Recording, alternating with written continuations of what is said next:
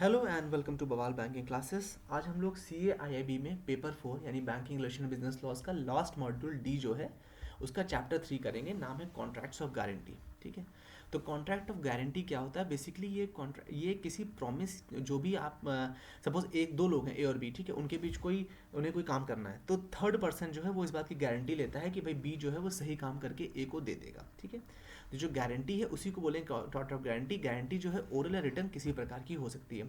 Before moving on, I request to please pause the video and go through the copyright disclaimer and understand that this video is for educational purposes only. Also, I request to please subscribe to our YouTube channel, that is Bawal Banking Classes. तो जो व्यक्ति guarantee देता है उसको बोलते हैं surety. ठीक है, मतलब ए बी सी तीन लोग हैं, ए ने बी से कहा, ए और बी किसी काम के लिए एग्रीमेंट कर आपस में कॉन्ट्रैक्ट कर रहे हैं और सी ने कहा कि मैं गारंटी दे रहा हूँ उसकी, तो सी क्या हो गया? श्योरिटी हो गया। जिस व्यक्ति के लिए गारंटी ली गई है, मतलब जो उसको यूटिलाइज कर रहा है गारंटी को, वो कौन हो गया? प्रिंसिपल डेटर, मतलब उधारकर्ता। ठीक है, और जिसने गारंटी ली है कि भाई हम, ए ने कहा है कि तुम हमें, सपोज बैंक और कस्टमर है, तो बैंक इसमें क्या होगा? क्रेडिटर है, बेनिफिशियरी हो गया कि, और किसी ए ने, बैंक ने किसी कस्टमर को लोन दिया और उसने अपने फ्रेंड किसी ए से कहा कि भाई आप गारंटी ले लो, तो जो फ्रेंड है उसका वो हो गया श्योरिटी, जो कस्टमर है वो हो गया प्रिंसिपल डेटर, और जो बैंक हो गया वो क्रेडिटर या बेनिफिशियरी, ऐसा समझ लीजिए। कंसिडरेशन का मतलब क्या होता है?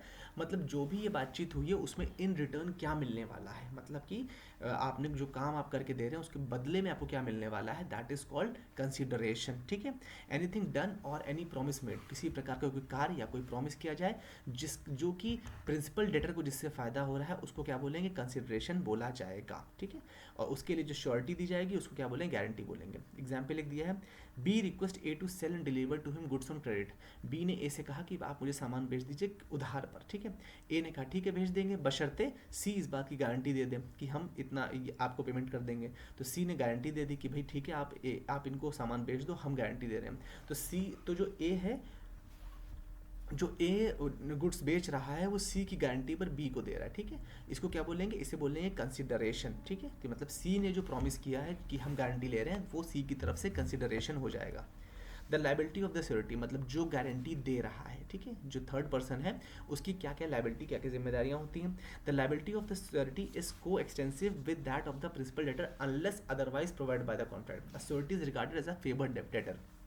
जो श्योरिटी है उसको फेवर्ड डेटर भी बोलते हैं, मतलब वो हमेशा फायदे में रहता है। बेसिक जिम्मेदारी तो प्रिंसिपल डेटर की है ना, लेकिन ये अगर कॉन्ट्रैक्ट के हिसाब से कहा गया है तभी उसकी जिम्मेदारी आ रही है, अदरवाइज नहीं आ रही। ये चीज़ कही गई, वो उसके साथ में है डेटर के जिम्मेदार, लेकिन उसको फेवर्ड डेटर लेकिन डेटर तो वो भी है ना, ये ध्यान रखिएगा, ये कॉन्ट्रैक्ट में मेंशन रहता है। This means that only if that principal debtor is unable to pay, यदि प्रिंसिपल डेटर जो मेन उधार करता है अगर वो देने में, उधार अपना चुकाने में संभव नहीं हो पाता है, अनेबल होता है चुकाने में, तब श्योरिटी का रोल आएगा और तब जो श्योरिटी है वो प्रिंसिपल डेटर मान लिया जाएगा। Again once the surety has paid the डेब्ट he then occupies the place of original creditor. जब जो श्योरिटी है, जो गारंटर है, अगर एक बार उसने उधार चुका दिया प्रिंसिपल डेटर के बिहाफ पर, उसके बाद वो अब क्या हो जाएगा? क्रेडिटर मान लिया जाएगा। मतलब अब वो चाहे तो वो जो प्रिंसिपल डेटर जो पहले था, जो बी जिसकी हम लास्ट स्लाइड में बात कर रहे थे, उससे पैसा अपना वापस ले सकता है। तो मतलब बैंक का रूल खत्म हो गया, अब गारंटर और क्रेडिटर और प्रिंसिपल डेटर के बीच की बात बची। He can then claim from the principal debtor, मतलब फिर वो पैसा प्रिंसिपल डेटर से डिमांड कर सकता है जो भी उसने ओरिजिनली क्रेडिटर को यानी बैंक को पे किया है। The surety has no right to restrain an action against him by the creditor on the ground that the principal debtor is insolvent. जो श्योरिटी है उसके पास इस चीज़ का कोई राइट नहीं। अगर मान लीजिए प्रिंसिपल डेटर किसी तरह से दिवालिया घोषित हो जाता है, तो जो क्रेडिटर है जिसने लोन दे रखा है वो गारंटर से बोलेगा कि लो भैया तुम लो पैसा, तो उससे श्योरिटी बच नहीं सकता, उसे देना पड़ेगा। सिमिलरली यदि क्रेडिटर जो है वो किसी प्रकार की कोई डिग्री ले आता है, डिग्री मतलब कोर्ट से कोई ऑर्डर ले आता है जो कि श्योरिटी और प्रिंसिपल डेटर के खिलाफ है, तब भी श्योरिटी के पास जो, मतलब जो गारंटर है उसके पास कोई राइट नहीं रह जाएगा, उसे तब भी पैसा चुकाना पड़ेगा। ठीक है, even the death of the principal does not release the surety from his obligation. यदि मान लीजिए जो प्रिंसिपल डेटर जो मेन उधार करता है उसकी डेथ भी हो जाती है ना, तो भी जो गारंटर है वो नहीं छूटेगा, उसे वो चीज़ें चुकानी क्योंकि उसने गारंटी ले रखी है। अब वो बात अलग है कि बाद में वो उसके जो भी उसकी प्रॉपर्टी इनहेरिट कर रहा है उससे क्लेम कर ले, वो अलग चीज़ है। कंटिन्यूइंग गारंटी, गारंटी एक बात है, समझ लीजिए गारंटर जो बेसिकली एक तो उसको उधार करता ही मान लीजिए, वो एक तरह से डेटर वही है, मोटा मोटा समझ लीजिए।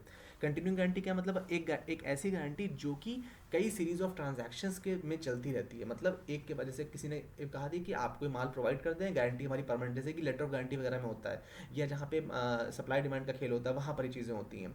The type of guarantee is not limited to only one transaction but many transaction, मतलब कहा गया कि साल भर तक सामान देते रहेंगे आप, हमारी गारंटी और आप इनको बेचते रहिए, पेमेंट करते रहेंगे, जब डिफॉल्ट होगा तो हमारी जिम्मेदारी है।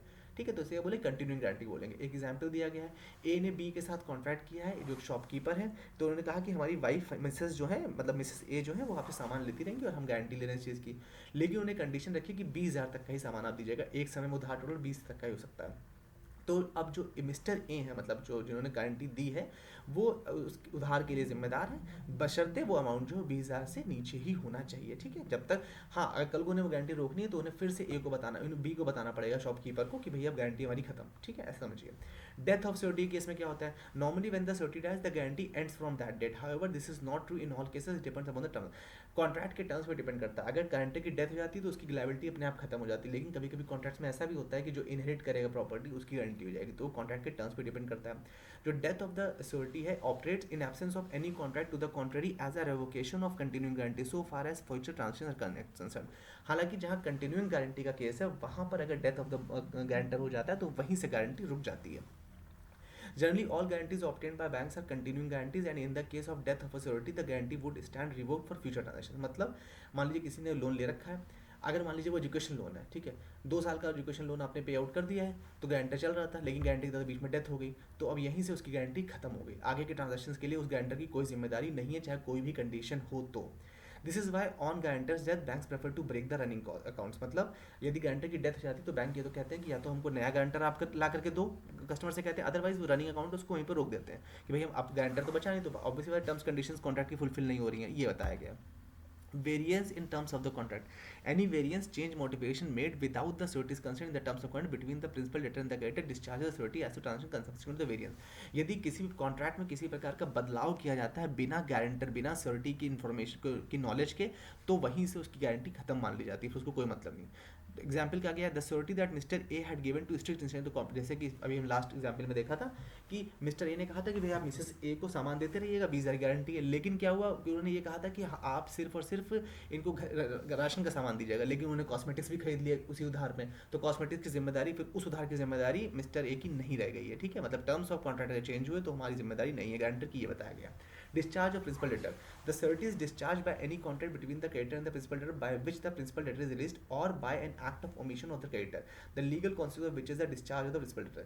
अगर प्रिंसिपल डेटर को डिस्चार्ज किया जा रहा है तो सिक्योरिटी का रोल अलग हो जाता है, ये कहा गया। कुछ एग्जाम्पल बताया गया, A gives a guarantee to C for goods supply to the by C to B, A ने गारंटी दी कि भाई बी जो है वो सी को गुड्स दे देगा, ठीक है, सी ने सप्लाई गुड्स सप्लाई कर दिए, मतलब सी ने बी को गुड्स बेच दिए।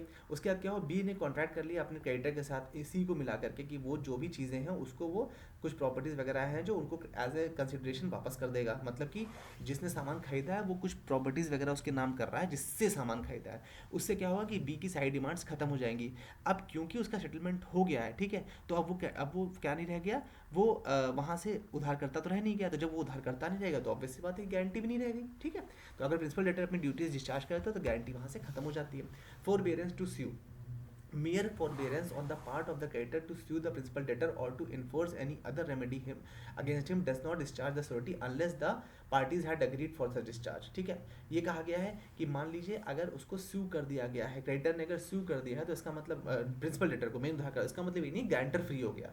Example, B owes to C a डेप्ट गारंटी बाय ए, बी जो है वो सी को गारंटी दिया जाता है कि ए के हिसाब से, तो डेप्ट जो है यहाँ पर पेबल हो जाएगा अपने आप, ये मान लिया जाता है। ठीक है, मतलब इन शॉर्ट कहने का मतलब ये है कि भले ही जो प्रिंसिपल डेटर था उसके खिलाफ केस नहीं किया बैंक ने या जो क्रेडिटर था उसने, लेकिन 1 साल तक या 2 साल तक, लेकिन इसका मतलब ये नहीं है कि सिक्योरिटीशिप खत्म हो गया, गारंटी से डिस्चार्ज होगा, इसका ऐसा बिल्कुल भी मतलब नहीं है। ठीक है, रिलीज ऑफ वन को सिक्योरिटी डज नॉट डिस्चार्ज दर्ज व्हेन देयर आर को सिक्योरिटीज, मतलब एक से ज़्यादा गारंटर लगे हुए हैं, तो किसी अगर क्रेडिटर किसी एक सिक्योरिटी को रिलीज कर देता है तो इसका मतलब ये नहीं कि बाकी सब भी अपनी रिस्पॉन्सिबिलिटी फ्री हो गए, ऐसा नहीं होता है। Security can claim his dues from the principal debtor, मतलब अगर मान लीजिए जो गारंटर है उसने पे आउट कर दिया क्रेडिटर को अपना सारा वो उधार जो कि प्रिंसिपल डेटर को करना चाहिए था, तो उस केस में जो सिक्योरिटी है, जो गारंटर है, वो वहाँ से प्रिंसिपल डेटर मान लिया जाता है और वो अपना क्लेम जो है, जो भी पैसा उसने पे आउट किया है क्रेडिटर को, वो वापस जो मेन उधार करता था उससे वो रिकवर कर सकता है। ठीक है, इसको क्या बोलते हैं, प्रिंसिपल ऑफ सबरोगेशन बोला जाता है। जहाँ पे राइट्स जो है वो चेंज हो जाते हैं, जो जो श्योरिटी है, जो गारंटर है, वो वहाँ से प्रिंसिपल डेटर बन जाता है। Security, a surety is entitle to the benefit of every security which the creditors against the principal debtor. यदि मान लीजिए कि इसमें कोई भी, मान लीजिए कोई लैंड मॉर्गेज है उसमें, ठीक है, या कोई भी, या गोल्ड लोन है, उसमें गारंटर है आप, तो वो उस केस में क्या हो जाएगा, जो भी सिक्योरिटी क्रेडिटर के पास है उसका जो भी बेनिफिट होगा, मतलब जो भी अमाउंट कम होगा ओवर लोन अकाउंट अमाउंट में, वो उसके बेनिफिट सिक्योरिटी यानी गारंटर को भी दिया जाएगा। ये नहीं कि आपने 10 लाख का लोन था, 5 लाख आपने सिक्योरिटी से रिकवर कर लिया, लेकिन आप अभी भी गारंटर से कह रहे हो कि आपका 10 लाख बकाया, ऐसा नहीं कर सकते आप बचे हुए 5 लाख पे ही बात करोगे, ठीक है। अगर क्रेडिटर जो है, अगर उससे वो सिक्योरिटी खो जाती है, ठीक है, तो फिर अगर मान लीजिए सिक्योरिटी 5 लाख की थी, खो गई, तो अब ये गलती किसकी है, क्रेडिटर की है, तो उसमें भी सिक्योरिटी को उसका एडवांटेज मिलेगा, उस 5 लाख का एडवांटेज सिक्योरिटी यानी गारंटर को दिया जाएगा। misrepresentation made by the creditor, any guarantee obtained by means of misrepresentation made by the creditor is invalid, ठीक है। अगर जो क्रेडिटर है उसने किसी प्रकार का मिसरिप्रेजेंटेशन किया, मतलब कोई झूठ बोल के कॉन्ट्रैक्ट किया है, कॉन्ट्रैक्ट की टर्म्स कंडीशंस के साथ कुछ खिलवाड़ किया है, तो वो उसका बेनिफिट किसको मिलेगा, सिक्योरिटी यानी गारंटर को दिया जाएगा। Any guarantor which the creditor has obtained by keeping silent as to material is also invalid. कोई ऐसा मटेरियल ऑल्टरकेशन किया गया है, कोई चीज़ें हैं जिनको छुपाया गया है जो कि इनवैलिड है, तो उसका भी एडवांटेज किसको मिलेगा, गारंटर को मिलेगा। Implied promise by the principal debtor to indemnify the surety, ऐसा माना जाता है हर एक कॉन्ट्रैक्ट के अंतर्गत कि जो प्रिंसिपल डेटर है वो इम्प्लाइड तरीके से श्योरिटी को इस बात के लिए गारंटी, जैसे हमने इंडेमनीफाई पढ़ा था ना कि कोई भी लॉस होगा तो भाई हम पूरा करेंगे, तो अल्टीमेटली जिम्मेदारी किसकी है, प्रिंसिपल डेटर की है। The surety is entitled to recover from the principal debtor whatever sum he has rightfully paid under the guarantee हम पहले भी डिस्कस कर चुके हैं। गारंटी के अंतर्गत उसने जो भी पेमेंट किया है गारंटर ने, वो पेमेंट किससे वो रिकवर करेगा, प्रिंसिपल डेटर यानी मेन उधारकर्ता से। को सिक्योरिटीज फॉर द सेम डेप्ट, जब दो या दो से ज़्यादा लोग को सिक्योरिटीज देते हैं, मतलब दो से ज़्यादा जॉइंटली अगर या इंडिविजुअल भी दे रहे हैं, अगर गारंटी किसी चीज़ की देते हैं, भले वो अलग अलग सेम हो या अलग अलग कॉन्ट्रैक्ट के अंतर्गत हो, बिना एक दूसरे की नॉलेज के, तो भी उनको क्या है, जो डेप्ट है, जो उधार फाइनली जनरेट हुआ है, उनकी अगर जिम्मेदारी बन रही देने की, तो वो इक्वली उसको डिवाइड करेंगे, ठीक है। जैसे कहा गया कि ए, बी और सी ने सिक्योरिटी दी किसी डी के लिए 30,000 रुपये के लिए, तो उसमें से क्या हुआ, अब ई ने डिफॉल्ट कर दिया, उसमें डिफॉल्ट हो गया पेमेंट में, तो अब ए, बी और सी तीनों को 10,000 देने पड़े। टोटल गारंटी कितनी, 30,000 की थी, उसमें 3 लोग थे, सबको 10,000 रुपये देने पड़ेंगे, ठीक है। With this we have come to end. I hope you like the session. In case of any doubt please feel free to ask in the comment section. Thank you so much for valuable time. Do like, share and subscribe Bawal banking classes.